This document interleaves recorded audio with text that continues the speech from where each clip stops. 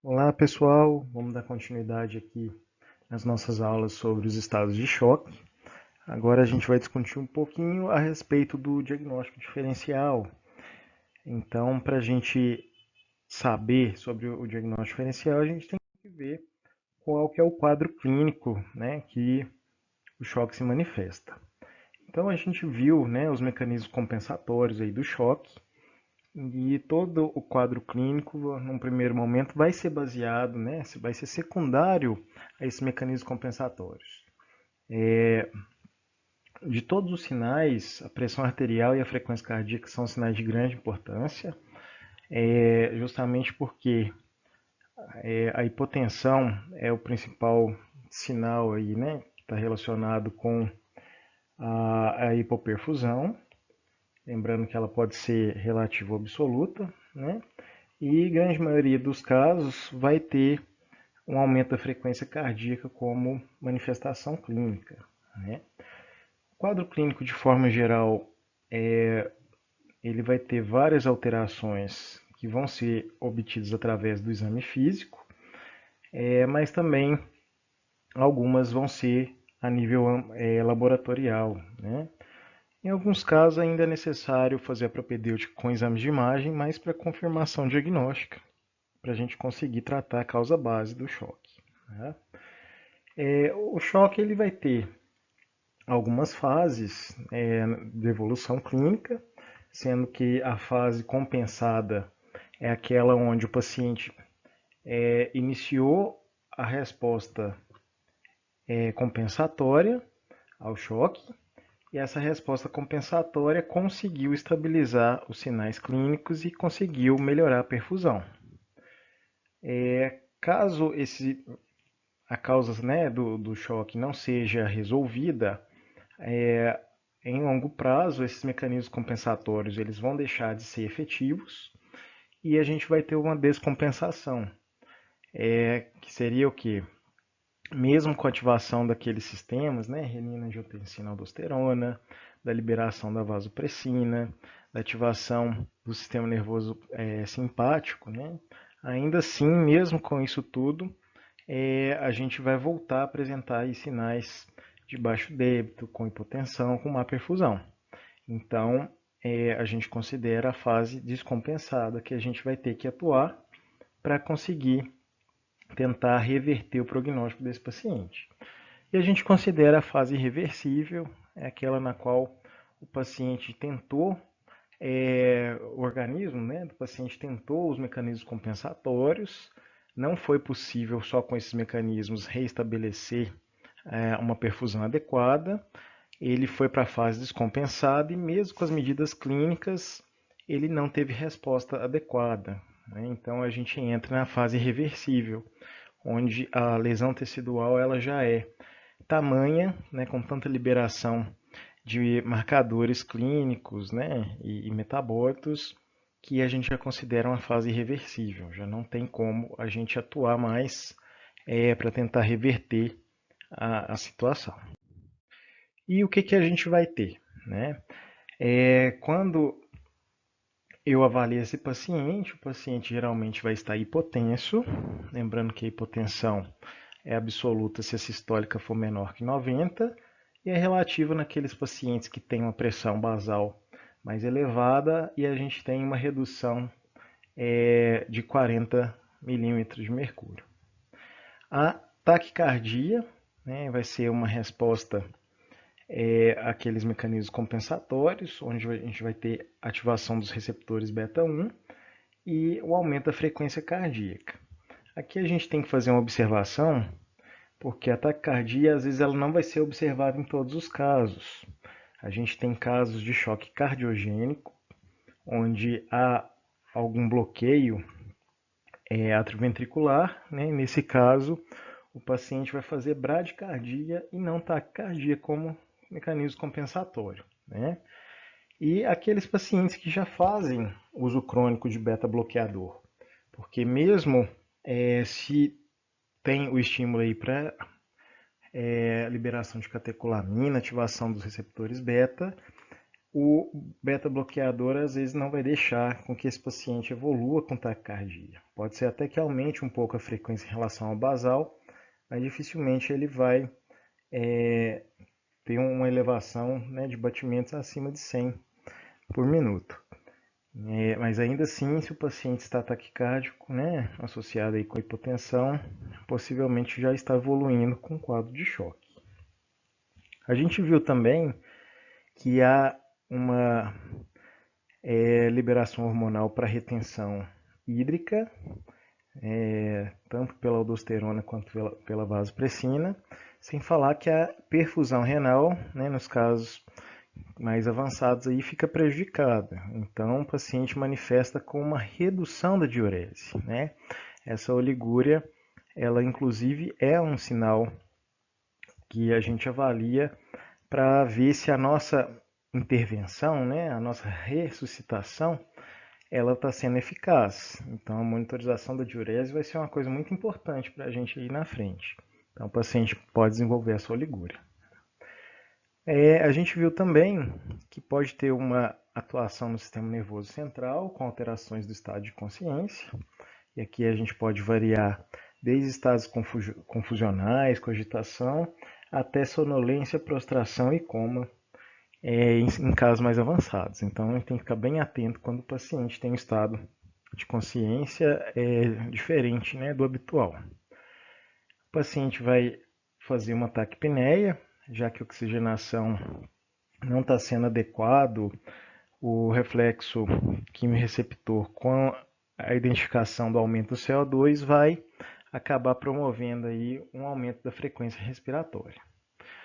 Quando a gente avalia a perfusão periférica, a gente vai ter sinais de má perfusão. O que seria? Né? A gente vai avaliar o tempo de enchimento capilar, e esse tempo ele vai estar mais lentificado, né? Então superior a 3 segundos, até alguns autores falam que é superior a 5 segundos. Né? Como a gente viu, né, dos mecanismos compensatórios, a gente tem uma vasoconstrição periférica, isso vai fazer com que as extremidades fiquem mais frias, mais pegajosas, e em casos mais avançados, com maior retenção de CO2, né, baixa oxigenação, então esse paciente faz uma hipoxemia grave e pode até ter sinais de cianose.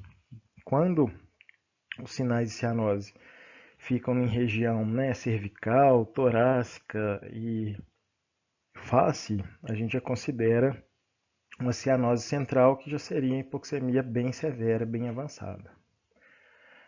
Do ponto de vista laboratorial, o paciente pode desenvolver uma acidose metabólica, já que a nível periférico ele está com a produção de ácido lático muito aumentada, e com a progressão da lesão celular, né, vai acabar liberando esse lactato na corrente sanguínea, que vai acabar alterando, né, o equilíbrio ácido básico, provocando essa acidose de caráter metabólico. Alguns sinais e sintomas podem ser sugestivos de um tipo ou outro de choque, que aqui vai entrar a questão do diagnóstico diferencial, né? Então, quando eu tenho um paciente que é politraumatizado ou que teve algum sangramento volumoso, eu vou desconfiar que esse choque, a princípio, seja hipovolêmico.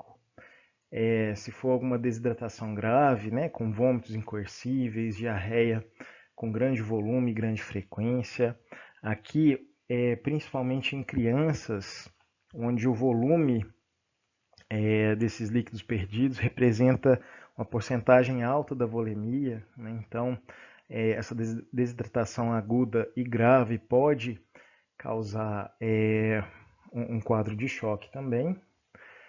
Alguns estados pós-operatórios, quando o paciente desenvolve algum ilho pós-operatório mais prolongado, ou quando eu tenho alguma patologia que é altamente catabólica, né? No caso da pancreatite, por exemplo, a gente pode perder líquido intravascular para o terceiro espaço, né? Então, a gente pode desconfiar aí de choque hipovolêmico.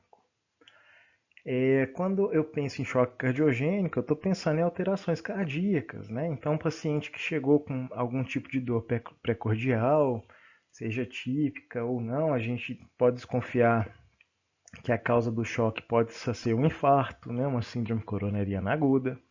Se ele chega com dispneia, sinais de congestão pulmonar, também, que isso pode representar sinais de uma insuficiência cardíaca já descompensada, né? Nesse caso, se eu tiver alterações na radiografia de tórax, que mostra padrão de cardiomegalia, padrão de infiltrado e cefalização de fluxo, né, a nível de parênquima pulmonar. O eletrocardiograma pode ser sugestivo, né? Pode me mostrar alguma arritmia, pode me mostrar alteração da linha de base do segmento ST, sugerindo, né, uma síndrome coronariana. Então, são sinais que a gente consegue observar aí no exame físico e com esses exames complementares que vão sugerir que a causa do choque seja cardiogênico. No caso de obstrutivo, a gente já tem que fazer o diagnóstico clínico, né, porque já são situações com risco iminente de vida, então identificação de pneumotórax hipertensivo, de tamponamento cardíaco, né, tem que ter medida rápida, né, que a gente não vai conseguir fazer o coração voltar a trabalhar melhor se eu tenho alguma coisa externa obstruindo, né, de forma extrínseca as cavidades cardíacas. Então, a gente tem que lembrar muito bem do diagnóstico dessas patologias em específico para já identificar um possível choque cardiogênico, né, um possível choque obstrutivo e já tomar uma conduta adequada. Nos casos de distributivo, a história vai contar muito, né? Pensando em choque séptico, muitas vezes vai ter os sinais já sugestivos de processo infeccioso, né? Então, febre, taquicardia, no caso, né, de infecção pulmonar, o paciente vai ter tosse, vai ter dispneia. No caso de infecção do trato urinário, ele vai ter calafrios, disúria. Então, assim, a gama de patologias que a gente tem que vão provocar quadros infecciosos compatíveis com choque séptico são enormes, né? E a gente é guiado pela clínica aqui, né? Então, se ele teve contexto que sugere ser processo infeccioso, possivelmente esse choque é um choque séptico. Aqueles pacientes que têm sinais de traumatismo raquimedular, eles acabam apresentando uma desautonomia significativa, né, com alteração do sistema simpático principalmente, quando a gente tem lesões a nível cervical. Então o paciente vai fazer bradicardias, o paciente faz hipotensão de uma hora para outra.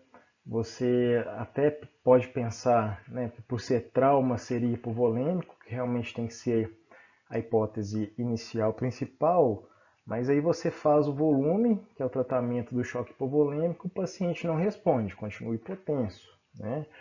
E até que você faça a propedêutica, pode ser que ele já esteja com um trauma raquimedular e já fazendo um choque neurogênico. No caso, né, do choque anafilático, a gente vai procurar sinais principalmente na pele do paciente, que vão mostrar aí sinais, né, de lesões urticariformes, algumas petequias. Você pode achar até mesmo sinais de picadas de alguns insetos, o histórico de alergia alimentar, né? Às vezes comeu algum alimento e desconhecia que tinha algum alimento que esse paciente era alérgico, né? E é muito comum com alguns frutos do mar, algumas castanhas, nozes, né? São poucos alimentos que causam reações anafiláticas, mas elas não são dependentes de dose, né? O paciente que tem a hipersensibilidade, ele vai ter a reação independente da dose e da quantidade. Então, às vezes é uma quantidade mínima que vai causar essa repercussão significativa. A gente tem que tomar muito cuidado nesses casos, né, que uma das consequências da reação de hipersensibilidade é comprometimento da via aérea. Então, às vezes o paciente já vai chegar com estridor laríngeo, já significando aí um possível edema de glote, que vai falar muito sobre a possibilidade aí de ser um choque anafilático também. Mas aí você tem que tomar condutas em relação à proteção de via aérea o mais rápido possível, né? Junto com o tratamento aí da causa base.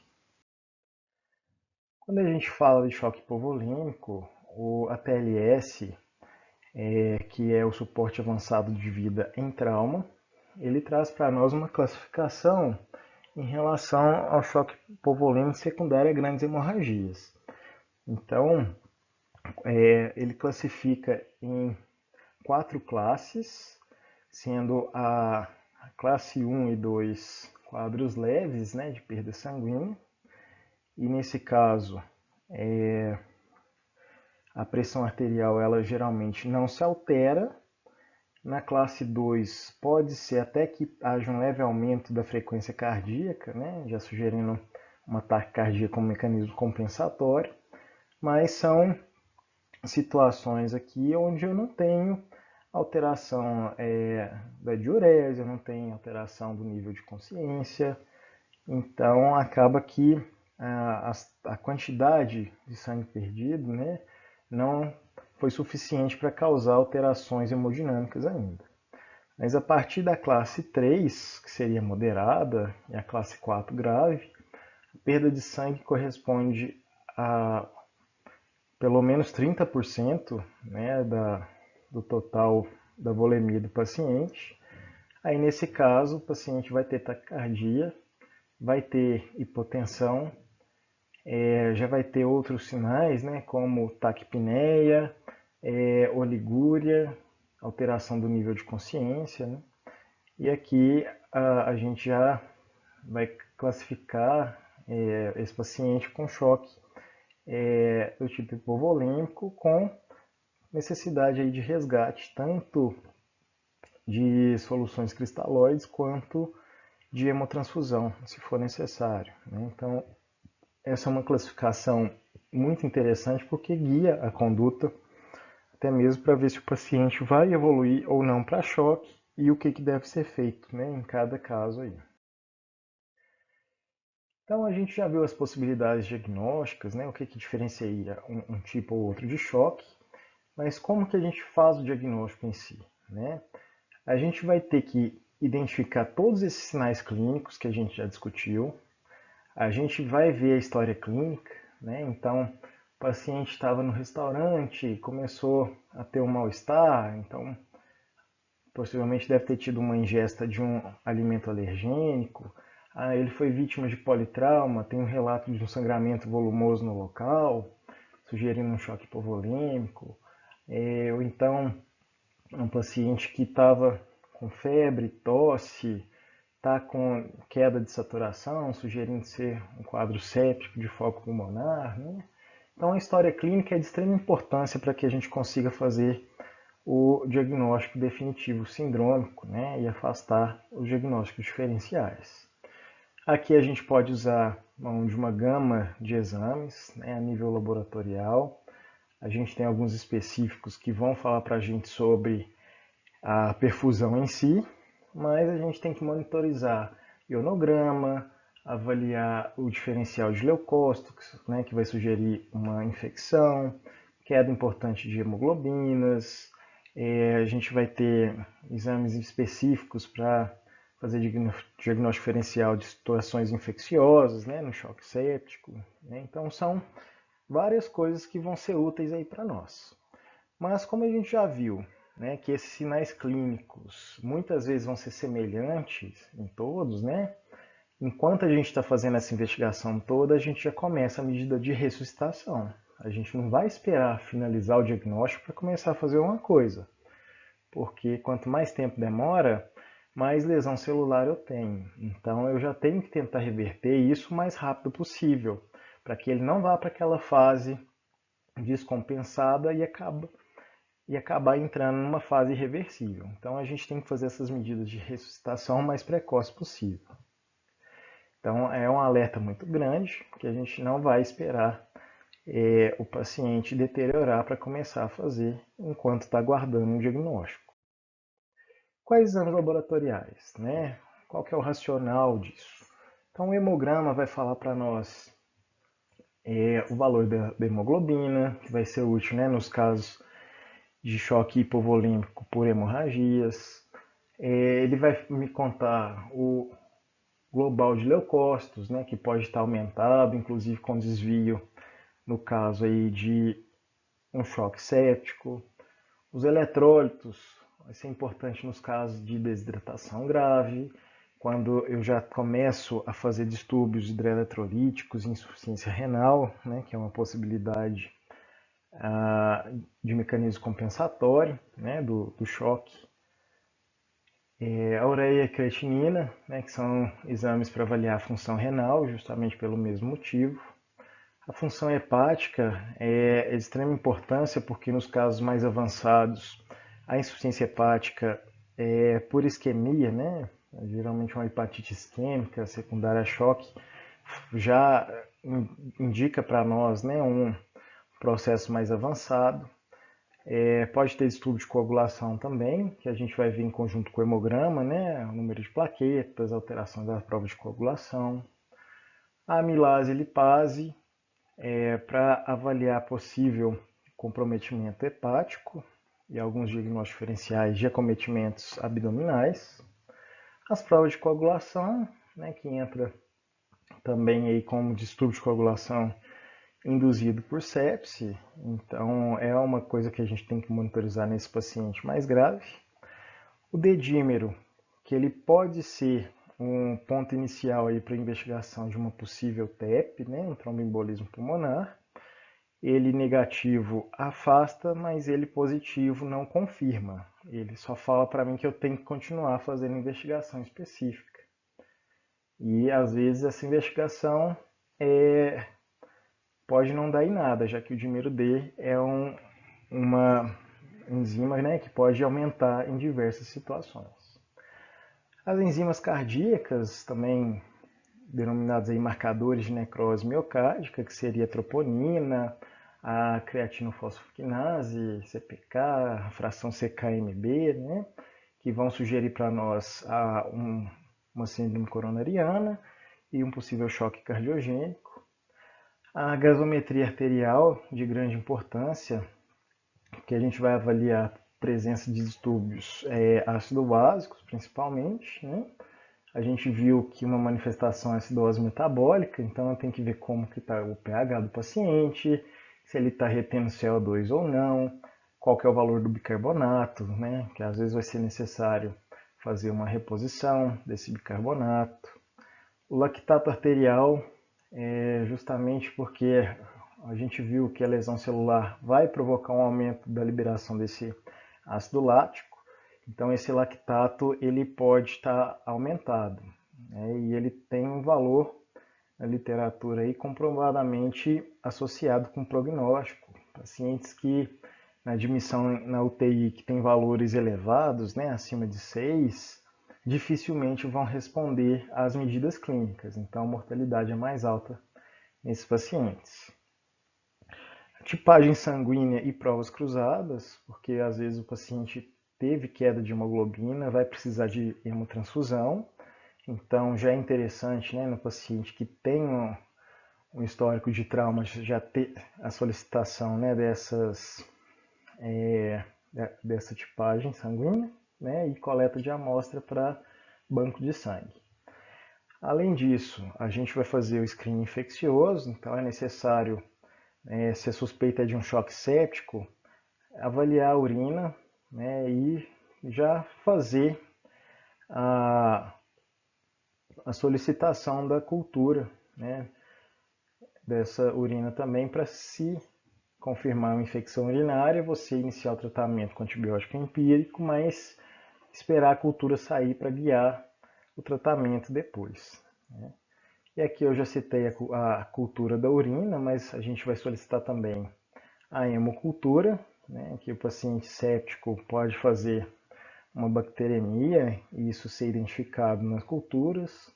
É muito comum ele fazer choque séptico por catéter, então sempre tem que coletar a cultura do refluxo do catéter nesses casos, para pesquisa tanto de bactérias quanto de fungos, que são micro-organismos comuns de serem causadores, né, dessas alterações.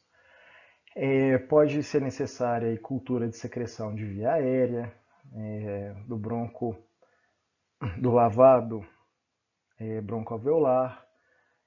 Pode ser necessário culturas de secreção de outros locais, né, caso tenha algum dreno com secreção purulenta, ferida operatória, em pós-operatório, que parece estar complicado, né? Então essas culturas são de extrema importância aí para guiar nossa antibiótico terapia nesse paciente com choque. Alguns exames de imagem são interessantes, mas é meio rotina, né, nesses pacientes a gente fazer pelo menos um eletrocardiograma, porque pode ser a causa principal do choque, mas nos casos mais avançados a gente viu que tem comprometimento da circulação coronariana, uma depressão miocárdica, para a gente já ver se ele não está evoluindo aí com uma cardiopatia isquêmica de consumo.